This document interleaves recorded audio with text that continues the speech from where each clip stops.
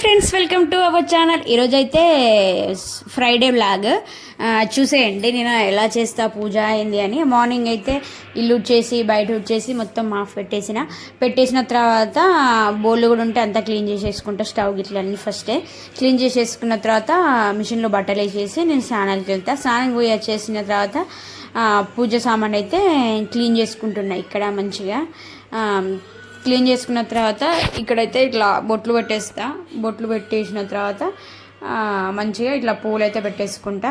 తర్వాత అయితే ఇక పూజ కంప్లీట్ అయిపోయాక ఇక్కడైతే ఇక్కడ స్టవ్కి కూడా బొట్లు అయితే పెట్టేస్తున్నా. ఎందుకంటే ప్రతి ఫ్రైడే సాటర్డే ట్యూస్డే కంపల్సరీ నేను స్టవ్ని అయితే పూజించుకుంటా. ఎందుకంటే కంపల్సరీ పూజించుకోవాలి, మనకి మంచిది. ఇక్కడ బియ్యం గడిపెట్టిన చూడండి ఫ్రెండ్స్, ఎందుకంటే రైస్కి ఫస్టే నానబెట్టుకుంటా. అట్లయితేనే రేషన్ బియ్యం కదా, చాలా మంచిగా అవుతున్నాయి బియ్యం. మీరు తింటున్నారా లేదా కామెంట్ చేయండి. మేమైతే తింటున్నాం. అదే 3 months ఇచ్చారు కదా. ఇక్కడైతే స్టవ్ అయితే ఇలా క్లీన్ చేసేసుకున్నా. నీట్గా ఉంటేనే నాకు మంచిగా ప్రశాంతంగా అనిపిస్తుంది. ఇక్కడైతే దీపం అయితే పెట్టేసుకున్నా.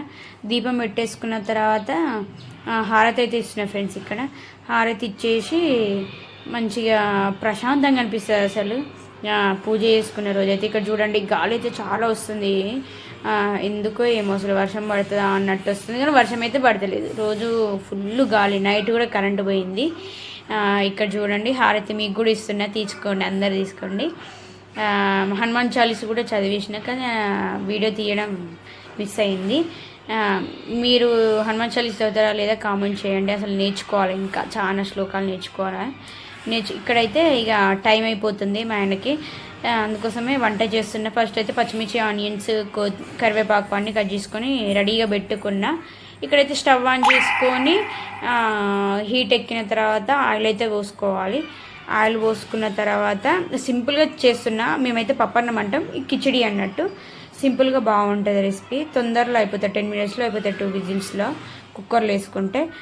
ఆయిల్ హీట్ ఎక్కిన తర్వాత దాంట్లో ఆనియన్స్, పచ్చిమిర్చి, కొంచెం బిర్యానీ ఆకు, లవంగాలు 2 అట్లా స్పైసెస్ అట్లా కొంచెం యాడ్ చేసుకోవాలి, ఎందుకంటే టేస్ట్ కోసం బాగుంటుంది. తర్వాత మంచిగా వేగిన తర్వాత పసుపు, అల్లం వేసుకోవాలి.